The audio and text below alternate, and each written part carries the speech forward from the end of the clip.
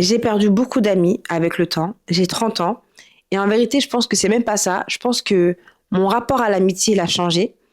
Mes plus vieilles amies aujourd'hui, je les ai rencontrées quand j'étais étudiante, quand j'étais au collège, quand j'allais au lycée. Et avant, on n'avait pas besoin de faire d'efforts pour entretenir la relation. Parce qu'on se voyait à la cantine, parce qu'on se voyait dans la cour, parce qu'on se voyait pendant les cours. Aujourd'hui qu'on est adulte, on a nos impôts à payer, on a des enfants, on est mariés. Et forcément, on a moins d'occasions de se voir. Du coup, c'est à nous d'entretenir la relation, d'appeler les gens, de prendre des nouvelles, d'organiser des repas, d'organiser des rendez-vous, parce que sinon, les relations, elles vont s'effriter dans le temps. Et le fait de moins se voir qu'avant, ça ne dit rien de la qualité de la relation.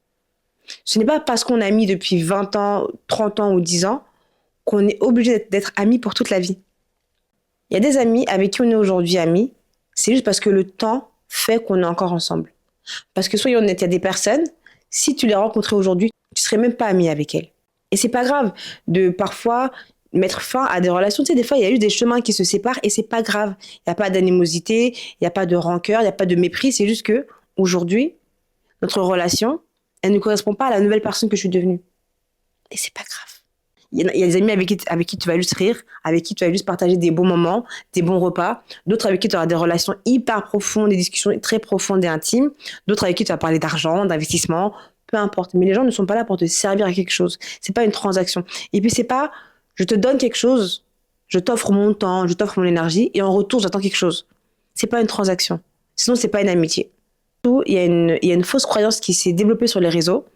C'est que si on est une femme forte, on est une femme toute seule, mieux vaut être seule que mal accompagnée, c'est vrai.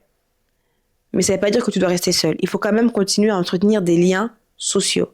Et si tu n'as plus d'amis, parce que la vie fait que tu n'as plus d'amis, ce n'est pas trop tard pour se faire de nouveaux amis. Tu peux aller à la salle de sport, tu peux rejoindre des groupes dans ta ville, tu peux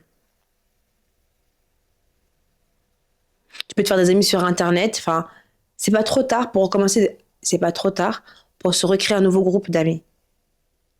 Je sais que ça fait rêver les amitiés de 20 ans, de 30 ans, et c'est hyper beau, mais c'est rare. Et c'est pas grave. Tu peux aller voir les gens, leur dire hey, ça va. Tu peux appeler les gens pour dire salut, ça va. Est-ce que tu as le temps pour un café? Est-ce que tu as le temps pour un repas? Est-ce que tu as le temps pour un ciné? Et c'est pas grave. Et les gens seront très contents de t'avoir au téléphone. Donc voilà. Donc peu importe qui vous choisissez dans votre vie, juste choisissez des relations qui vous nourrissent, qui vous apaisent,